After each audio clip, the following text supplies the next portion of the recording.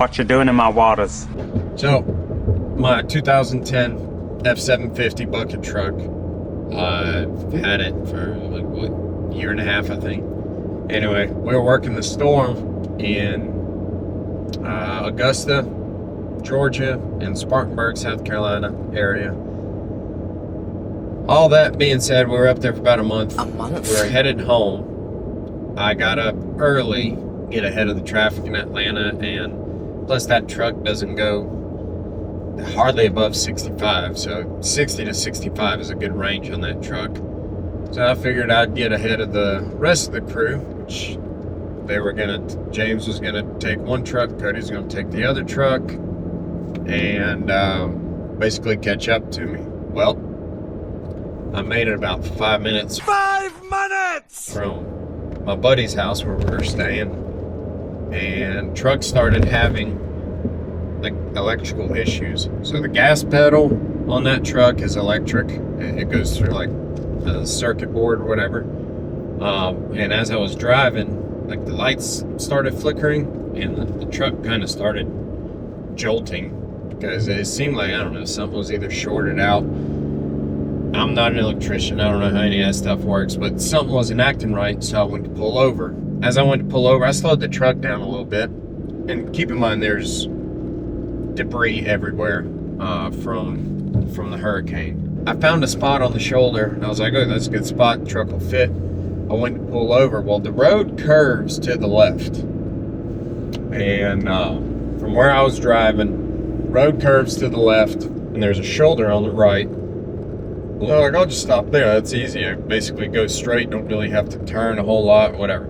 So I pull over, press the clutch in, and the clutch pedal goes to the floor and doesn't come back up. So the push rod that disengages the clutch broke, and I now didn't have a clutch. At this point, I mean, I'm already on the side of the shoulder, on the side of the road. The only way that I can get it out of gear, because I tried to basically break it out of gear. At that point, the only way to get it out of gear is either A, give it gas and throttle it out, bump it, or like float it out into neutral, or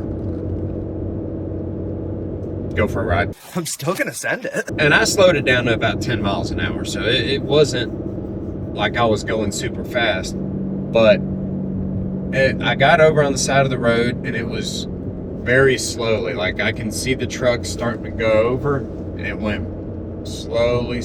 Once it hit like 40 degrees, it went BAM! So it went over. I called 911, all that stuff. Cop shows up. First cop that shows up on scene. So the wreck was not cool. Not my favorite part of the day, for sure. But it got worse, because when the cop showed up, immediately, first thing out of his mouth was, "What are you doing?" What are you doing? What are you doing? What is this? What are you doing? Keep in mind, the truck is on its side. It's flipped over.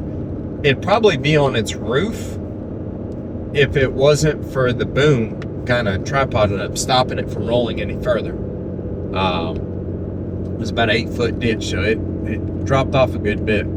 But he's like, "What are you doing?" I was like, "I'm fine, thanks for asking." And he said, his next sentence was, "How much have you had to drink tonight?" You're drunk right now? Although I'm hammered at this moment. It's 5 o'clock in the morning. I'm like, I just rolled the truck, so I'm not having the best time already. And he starts coming at me with that. I was like, all right, whatever. And I'm like, I haven't drank anything. I'm fine. Like, I'm telling you, this is what happened. Like, I explained the whole situation, how I ended up in the ditch. He goes, yeah, I don't buy that. I don't believe you.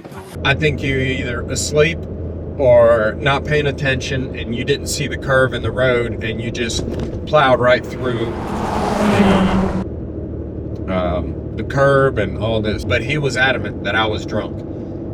Another cop shows up on scene. They're doing a sobriety test at this point, which it was another cop doing the sobriety test, and he's like, "Dude, you're fine." He's like, "This is ridiculous." He's halfway through the sobriety test. He's like, "This is dumb." This is so dumb. I said it loud enough for the other cop to see, to hear.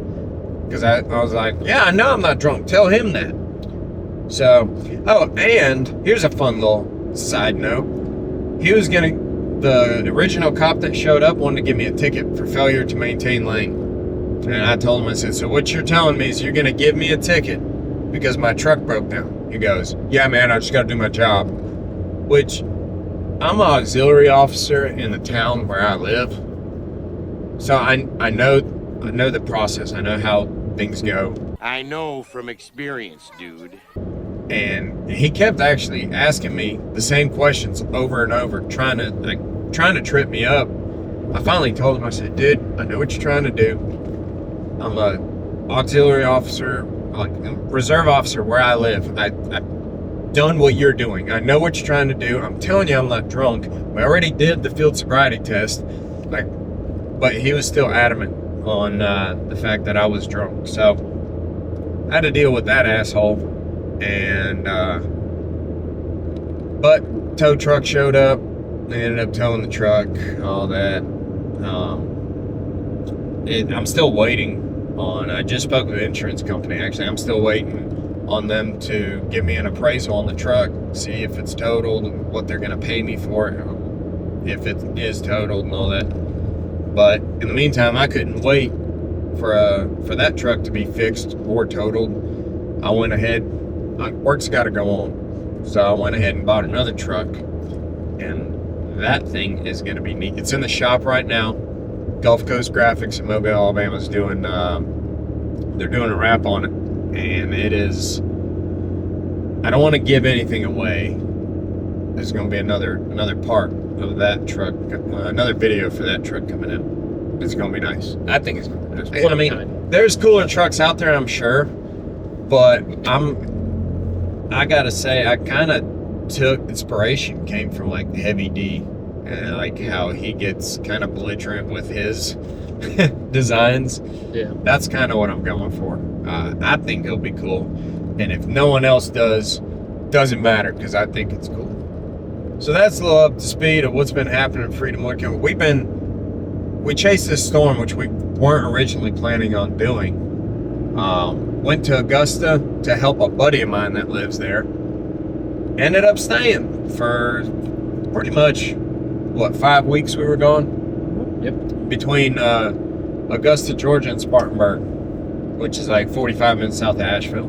So between those two places, we stayed fairly busy. And yeah, now we're home. Now I'm trying to catch up on stuff. Right now we're driving, making a heck of a firewood delivery. Driving 2 hours to deliver 4 cords of firewood. So, perfect time to do a little up to speed of what's been happening.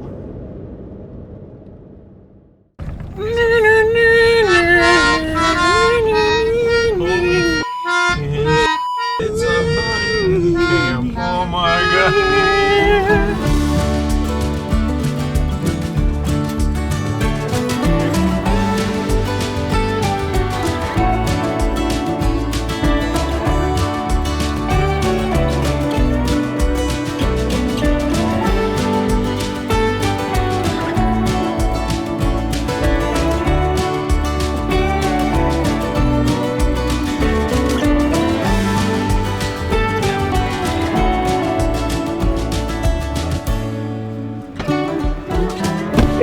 So dark.